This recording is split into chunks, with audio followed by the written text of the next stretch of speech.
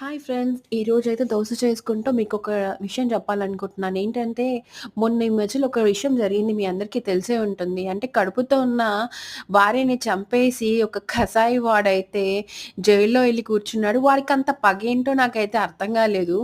మీకేమనిపించిందో గాని నాకైతే చాలా బాధనిపించింది. ఏంటంటే, ఆ అమ్మాయి గూడా ప్రేమించి పెళ్లి చేసుకుందంట. ప్రేమించి పెళ్లి చేసుకొని అది గూడా అమ్మాయికి తండ్రి లేని పిల్ల ఒక ఒక తల్లి మాత్రమే ఉంది. అంటే ఆ తల్లి గూడా ఎంత బాధపడుతుంటది జెప్పండి. ఇటు భర్త లేకుండా ఇప్పుడు బిడ్డ చనిపోయి ఇవన్నీ అయ్యి ఆమె గూడా లవ్ మ్యారేజ్ చేసుకొని అయితే చేసుకుందంట. ఆ లవ్ మ్యారేజ్ చేసుకొనొచ్చి ఇంకొకడిని నమ్ముకొని లాస్ట్‌కైతే ప్రాణాలు పోగొట్టుకుంది. నిజంగానే ఈ అమ్మాయిలు గూడా ఎవడో బక్రాగానే నమ్ముతారు. చెప్పాలి అంటే అబ్బాయిలు మోసం జేయడంలో ఫస్ట్ ఉంటారు. అది ఈ అమ్మాయిలకి అర్థం గాదు. మోసం జేసేవాడిని నమ్మి, ఇవన్నీ జేసి లాస్ట్‌కైతే ప్రాణాలైతే తీసుకుంది.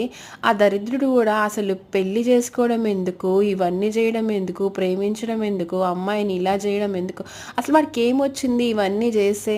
కరెక్టే గదా ఫ్రెండ్స్. పాపం ఇప్పుడైతే మొత్తానికి ఆ అమ్మాయి వాళ్ళ అమ్మ అయితే ఎంత బాధపడుతుందో అసలు. సో, ఇలాంటివైతే జరగకూడదు అసలు ఎవ్వరికీ అయితే.